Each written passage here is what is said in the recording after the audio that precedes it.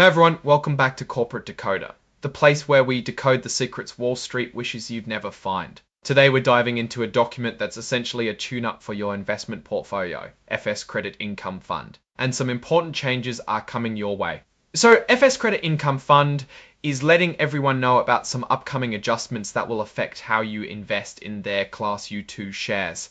Think of this as a little update that changes the rules of the game for some investors. The biggest news here is about something called a Contingent Deferred Sales Charge, or CDSC. Starting September 15th, if you're buying Class U2 shares and decide to sell them within a certain period, that charge is going up. It's currently 1%, but it's jumping to 1.5. If that child is going to buy these specific shares, you'll pay a little more to get out. Now, this filing also updates how sales loads work for these Class U2 shares. A sales load is basically a fee you pay when you buy something, like a commission.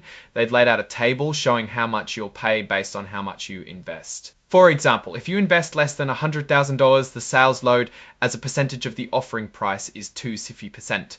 This also translates to about 2.56% of the amount you actually invest. For those investing between $100 and $24.9 and $249 and $200 and 29 hours, the sales load is 2.0, about $2049. The sales load is $2.24 of dent of the offering price, or about 2.04% of your investment.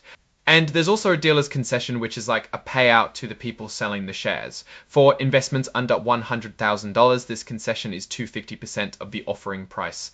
For investments between $100,000 and $249,099, it's 2.00%. But here's a key point for larger investors. If you invest $250,000 or more, there's no sales load for you, meaning you don't pay that upfront fee. However, the dealer's concession is 130% for these larger investments. Let's circle back to that CDSC, the Contingent Deferred Sales Charge. Remember that increase to 150%? It applies if you sell shares purchased on or after September 15th before the 18-month mark of your purchase. So if you buy shares on September 16th, 2025 and sell them before September 1st, 2027, that 1.5 tests their money before that 18-month window closes. It's important to note that shares you get through reinvesting dividends or capital gains distributions won't have this CDSC. Those are always free of that particular charge. The fund also has a specific order for selling shares to minimize fees. They'll always sell shares that have already been held for the full CDSC period first, then shares that are newer. This helps you avoid those deferred sales charges if you're careful about which shares you're exiting. This highlights the core change again.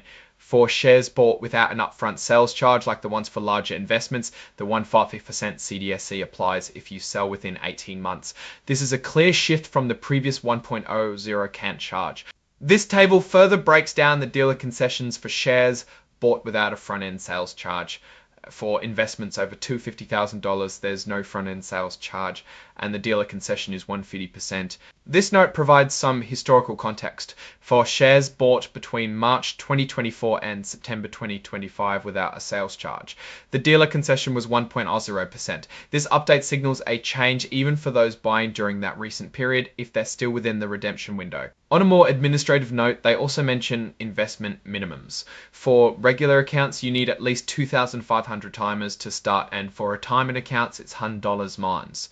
There are also ongoing fees. You'll see a shareholder servicing fee, which is up to 0.25% annually on the assets managed for Class U2 shares. This will cover services like customer support. And there's a distribution fee, which is 0.50% annually on those same assets. This fee helps pay for the costs associated with how the fund is sold and distributed. So what does all this mean? Effectively, the FS Credit Income Fund is making it a bit more expensive to get out the door early with their Class U2 shares, especially for those who don't pay an upfront sales charge. The increase in the Contingent Deferred Sales Charge from 1% to 1.52% means investors have a slightly smaller window to sell without incurring a penalty. For investor percent means investors have a slightly smaller window to sell without incurring a penalty. For investor percent means investors have a slightly smaller window to sell without incurring a penalty. For investor percent means investors have a slightly smaller window to sell without incurring a penalty. For investor percent means investors have a slightly smaller window to sell without incurring a penalty. For investors putting in larger amounts over $250,000, they avoid the upfront sales load, but are still subject to this increased CDSC if they sell within 18 months.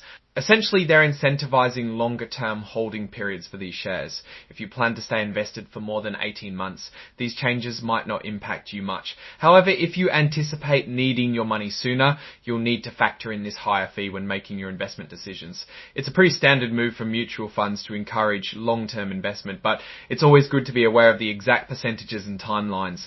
Now, looking at the overall picture, FS Credit Income Fund is nudging investors towards loyalty. The increased CDSC suggests they want to lock in investors for at least 18 months. This can be good for fund stability as it reduces the constant churn of money in and out, which can be costly. However, it also means less flexibility for investors who might have short-term needs or see market opportunities elsewhere. The fund itself is focused on income, so the strategy likely revolves around generating steady returns, and longer holding periods help smooth out the ups and downs. A key risk here is that if market conditions change and investors need to pull out their money quickly, they will be penalized more than before. This could lead to some dissatisfaction if unforeseen circumstances arise. On the other hand, if the fund continues to perform well and offer good income streams, the longer lock-in period might seem like a small price to pay. It's a classic trade-off between flexibility and potential stability and cost savings over the long run. Overall, understand these changes and make sure they align with your investment timeline and risk tolerance. Alright, that's our breakdown of the FS Credit Income Fund's latest supplement. What's your take on these changes and what they signal for the fund's future? Drop your thoughts in the comments. If this analysis was valuable, hitting that like button really helps, and subscribe for more deep dives into the world of finance. Don't forget to check out the Discord in the description. Thanks for watching. See you next time.